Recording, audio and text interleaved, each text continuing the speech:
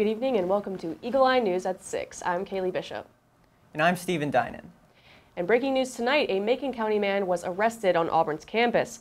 At around 10 this morning, an Auburn police officer began a routine traffic stop on a vehicle on Mell Street near Spidle Hall and the Mell Classroom building. In a video obtained from the scene, the suspect is seen dodging around cars as police officers pursue him. The driver ran out of his car to the student center before officers were able to detain him. The suspect has been identified as a 25-year-old man. He resisted arrest, causing a taser to be used. Ken Ward was on the scene and has more. Right here behind me is where police apprehended the suspect following a chase through Auburn Central campus this morning. Police spokesperson Lorenza Dorsey said that the suspect was initially pulled over for a minor traffic violation along Mell Street by Spidle Hall. The suspect then fled police here to the concourse between the Student Center and the Haley Center. Police then tased the suspect and apprehended him. So I was in this office right here actually getting some advising about some resumes and stuff, and all of a sudden I hear, get on the ground, and I look out the window with my advisor, and we see this cop coming down, and he's pointing what looked like a gun at something. I didn't see who he was pointing the gun at, and then the individual I finally see is laying in these bushes right here, and he just kind of looks up at me, and he's really scared and stuff. So yeah, that was what I saw. It looked like they were searching him or something while he was on the ground. I didn't really notice. In fact, I left the office once they put him on the ground, because this is probably not the best situation for me to be around. I would like to be notified of things like this, even if I wasn't right next to it. I would like to know that there was a situation on campus. It seems like they got it secured, but then again, if a law enforcement agent has to pull out a weapon on an individual, that probably meant that it was a dangerous situation, and I would like to know about that. The suspect was arrested on an outstanding warrant, as well as charges of attempting to elude police, resisting arrest, and a reckless endangerment. A 26-year-old female passenger in the suspect's car was also arrested on an unrelated warrant. An APD officer suffered a minor injury to his leg and was treated on the scene by paramedics.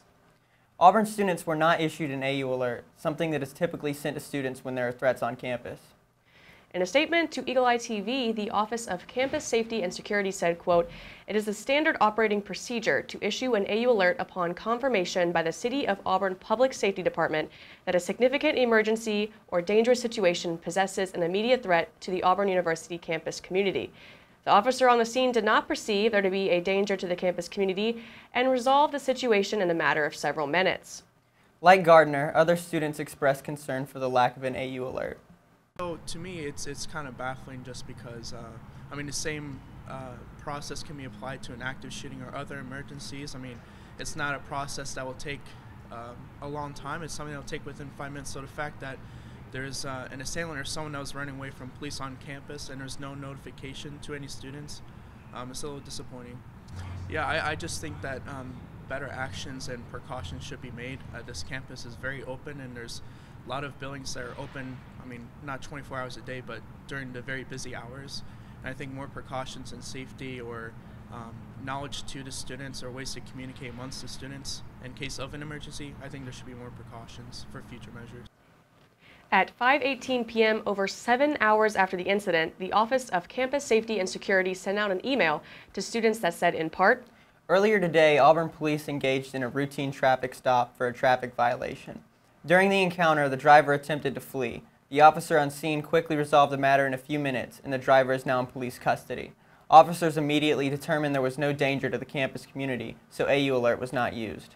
We will continue updating the story as details become more available on our website, eagleeyeauburn.com. After the break, the latest on basketball and tennis, plus a look ahead at next week's game schedule. You're watching Eagle Eye TV, Auburn's news leader.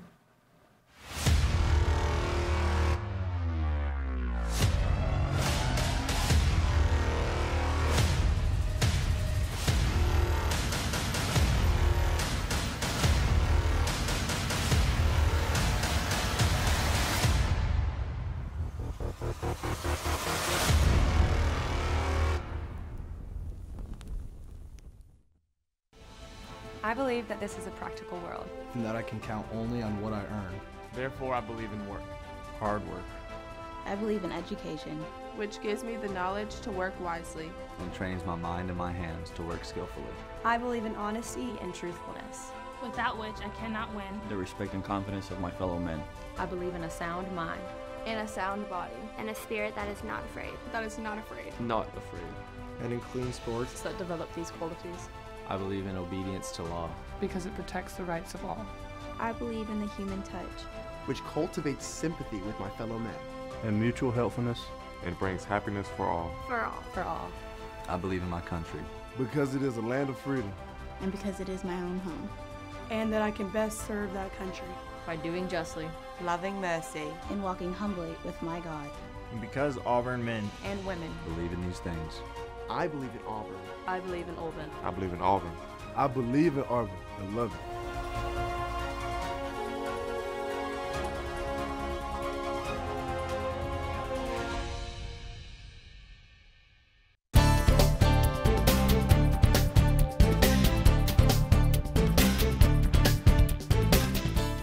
Basketball travel and tennis stayed home. I am Randy Whitlow with sports. The Tigers look to put the heartbreak of the home loss to the Wildcats behind them, as last night they traveled to Columbia, South Carolina to take on the Gamecocks. For the second straight game, the Tigers had to try and dig themselves out of a hole as they fell behind early to Frank Martin's squad. With just 10 minutes to go, there were 10 points separating Auburn from the lead. Similarly to Saturday, though, the Tigers did not go down without a fight, as a late 12-0 run captivated the Tigers to a slight lead with just over 4 minutes left.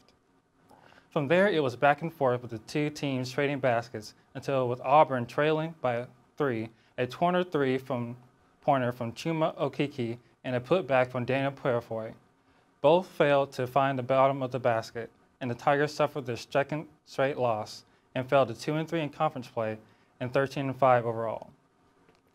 Auburn tennis returned to action as the women's team took to the court this past weekend for 4 matches. The teams defeated Alabama A&M, Central Arkansas, and Mercer to start the season 3-0. On Sunday, Auburn faced Mercer again in the final match of the weekend. The Tigers would clinch the doubles point with wins from the teams of Sophia Graver and Taylor Russo, as well as Maddie Meredith and Jada Daniel on court 1. Auburn would control singles play as Yu Chin extended the lead to 2-0 with a win. Junior Taylor Russo added another point with a straight set win, and Jada Daniel and Maddie Meredith clinched the match as the Tigers swept Mercer 7-0. Let's take a look at your week ahead with Auburn Athletics. Women's Hoops returns to Auburn Arena tonight at 7:30 as they face the Texas A&M Aggies. If you can't make it to the game, it will be streaming on SEC Network Plus. Friday is a busy day as Auburn Track and Field goes to Bob Paddock Meet at Clemson University and men's tennis hosts Harvard at 1 p.m. Friday night will be headlined by Auburn Gymnastics as they host the 6th-ranked Georgia Bulldogs at 6:30 p.m. The meet will be televised on SEC Network, with the first 800 people arriving at the Auburn Arena being given free t-shirts. On Saturday, Auburn Swimming hosts Florida at 11 a.m. and can be seen on SEC Network Plus. Women's tennis travels to Atlanta to face off against Kentucky in ITA kickoff. Auburn will play the winner of Ohio State and Georgia on Sunday. Men's basketball is on the road in Starkville, Mississippi for a road test against the Mississippi State Bulldogs. Tip-off is at 7:30 and will be seen on the SEC Network. After the break, a look at last week's UPC events. You're watching Eagle Eye TV, Auburn's news leader. Recently, our country has witnessed catastrophic devastation. Hurricanes and flooding have upended lives and livelihoods. Across this great country, Americans have answered the call. That special calling that compels us, when others are down, to step up and do whatever it takes. America's at her best when, against all odds, we come together and lift each other up. Please donate to oneamericaappeal.org. America needs you. Thank you. Thank you. Thank you. Thank you. Thank you. Look at you. You're at the top of your game. You're unstoppable. Nothing can throw you off track. Wait, is that your car? Uh-oh. Yeah, I saw that coming. That will throw you off track. You're looking at around 10 grand in fines, legal fees, and increased insurance rates. Let's try this again. Smart move. Because buzz driving is drunk driving.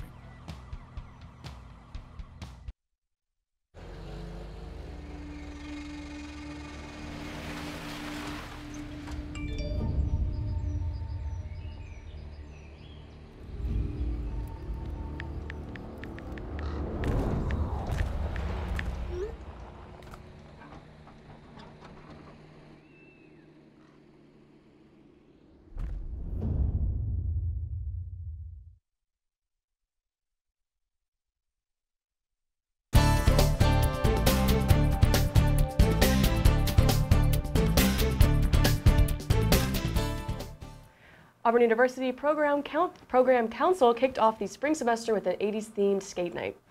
This past Wednesday, Auburn UPC hosted an 80s-themed skating night in the Student Center Ballroom. The 80s is always a good time. As one might imagine, it's hard to have a bad time while shooting hoops, playing a game of skee-ball, or trying your hand at the classic Donkey Kong. Eagle Eye TV stopped by and caught up with some of the attendants to find out their favorite memory of the 80s. Ooh, music. Definitely got the music. The music. You saw my answer, but I'm going to have to go with the colors. I'd have to go with the skating. It's kind of cool. You know? The culture, I felt like it was very different from like the 70s to the 80s. Like they have two different vibes to me. I would say the fashion, like 80s culture in general, like just the attire, the neon, the big hair. Everybody loves to look back at pictures and laugh, but honestly I think we all want to be people from the 80s at the end of the night. Reporting from the Student Center, I'm Stephen Dinan, Eagle Eye TV. This Rolling Through the Decades event was held in the Student Center on January 16th and encouraged students to have a stress-free, bright-colored skate night with friends. Auburn has recently been named one of the safest places in Alabama. According to a study by the Home Security Advisor, Auburn is the 30th safest city in the state, coming in higher than Montgomery and Tuscaloosa. The ranks looked at all 293 Alabama cities, considering information such as crime rates, types of crimes committed, and the size of the city. Helena was ranked as the safest city in the state. A favorite breakfast spot is coming to the Plains. Another Broken Egg Cafe announced plans for an Auburn location this week. The breakfast chain will open a franchise near Sam's Club on Bent Creek Road in Auburn. The opening date is still unknown, but the breakfast chain is known for its brunch menu that includes deluxe pancakes, waffles, and French toast. A new director and chief curator will be joining Auburn University's Jewel Collins Smith Museum of Fine Art starting February 11th. Cynthia B. Matlink brings more than 25 years of leadership experience to Auburn, having most recently served as the Girl Scouts of the USA's Vice President for Cultural Assets. Matlink will join the university as it prepares to launch its Creative Arts District. This includes the opening of the J. and Susie Gouge Performing Arts Center later this year. Executive Director of the Gouge Performing Arts Center, Christopher Haycox, said, "With her commitment to education and innovation, I am confident Cindy will enhance the contributions of the Jewel Collins Smith Museum to Auburn's art district." The Auburn Regional Alabama Launchpad is encouraging economic development and innovation by hosting local entrepreneurs who are passionate about creating ideas that have a positive and lasting impact on Alabama. The competition will include startups hailing from Auburn, Tuskegee, Phoenix City, and Chambers County. The next stage of the contest will take place at the Auburn Courtyard Marriott on Monday, February 11th at 12:30 p.m., where each team will pitch its business to a panel of judges followed by a brief Q&A. The startup selected as finalists will then compete and march for up to $50,000 in prize money. Both events are available to the public. As part of Auburn's Martin Luther King Jr. Celebration Week, Brian Stevenson of the Equal Justice Initiative delivered a lecture at the Auburn University Hotel and Conference Center. Along with being the founder and executive director of the Equal Justice Initiative in Montgomery, Stevenson is a lawyer dedicated to ending poverty and discrimination. "The narrative has to change if we want to be free," said Stevenson. "Because we've been practicing silence for so long, it can seem hard and scary to begin the conversation about how we overcome the history of racial inequality. But I'm persuaded that it is absolutely necessary." Stevenson's speech conveyed a strong message of hope and concluded with him taking questions from audience members and signing copies of his latest book, Just Mercy.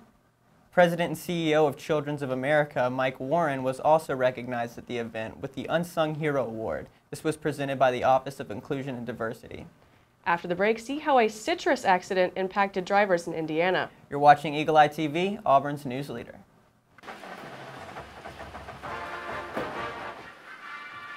Even the best of us forget sometimes. but buckling up is one thing you always want to remember. Seatbelts save lives. Drive safe, Alabama. A message from your Alabama Department of Transportation.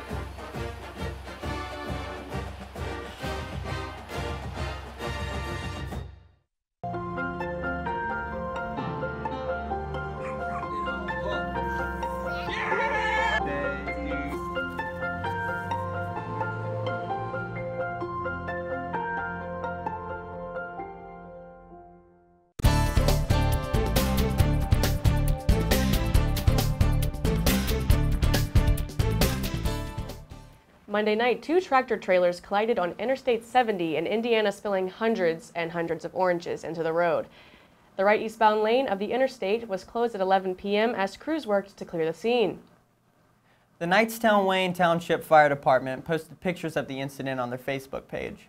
Officials say nobody was hurt as a result of the incident. That's all we have for you tonight. Be sure to tune in with us each Thursday and check our website out, eagleeyeauburn.com, for all the latest Auburn headlines. I'm Kaylee Bishop. And I'm Stephen Dinan. Thanks for joining us, and War Eagle.